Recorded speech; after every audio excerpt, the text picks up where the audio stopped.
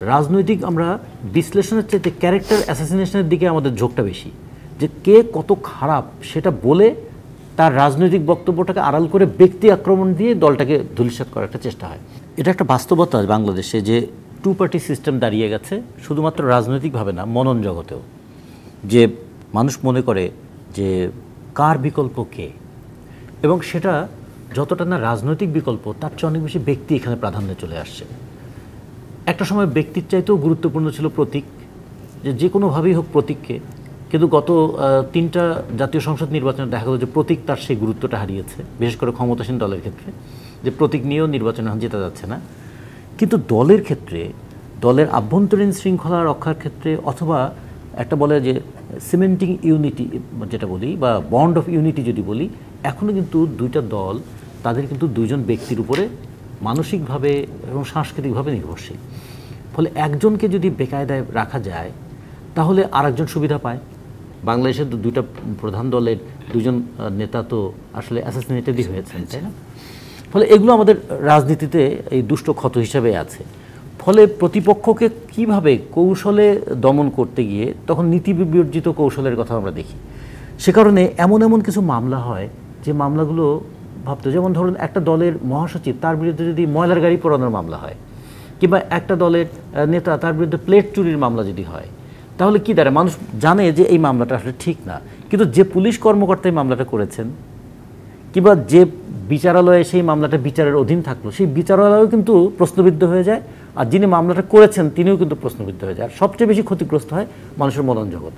সে কারণে এখন খালেদা জিয়া যখন দীর্ঘদিন ধরে নানাভাবে নিপীড়িত হচ্ছেন, কিংবা কখনো জেলে আছেন, কিংবা কখনো বা পরিবারের মধ্যেই একটা জেলের কাঠামোর মধ্যে আছেন, তখন এটা খুবই স্বাভাবিক যে প্রতিপক্ষকে দমন করবার জন্য প্রতিপক্ষের যে বন্ড অফ ইউনিটি যেটা, সেটাকে দুর্বল করার জন্য এই পদক্ষেপটা নেওয়া হতে পারে।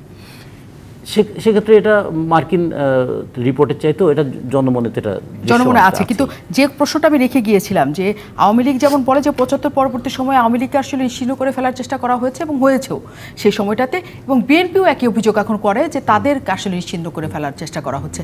আসলেও কি এক রাজনৈতিক দল আরেক রাজনৈতিক দলকে নিশ্চিহ্ন করতে চায়? 75 পরবর্তী সময়ের কথা আমরা বলছি না, অন্তত এখন এই সময়কালে।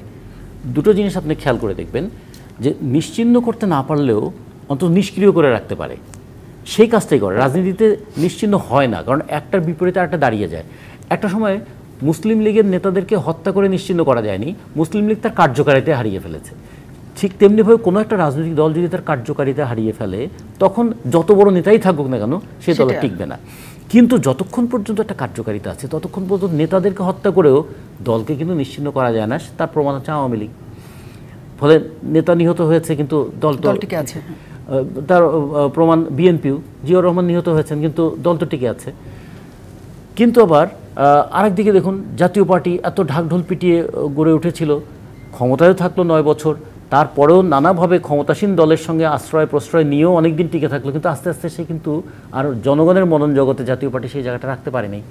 ফলে আমি বুর্জোয়া রাজনীতিতে যে ব্যক্তির যে একটা ভূমিকা থাকে, সেই ব্যক্তির ভূমিকা দ্বারাও কখনো কখনো রাজনৈতিক ভূমিকা দ্বারাই প্রভাবিত হয়।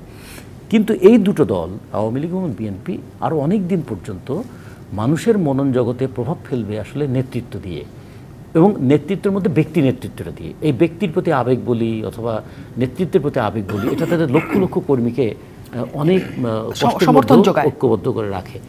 ফলে এক দল আরেক দলকে নানাভাবে এরকম ফেলবে। যেটা জর্জ ভাই একটা কথা বলেছিলেন একটু আগে, কথাটা ঠিকই, যে প্রক্রিয়াটা শুরু হয়েছে, এরপরে যদি যারা নিপীড়িত হলেন আওয়ামী লীগ দ্বারা, তারা যদি ক্ষমতায় আসেন, তারা তো ঠিক একই কাজটাই করবে।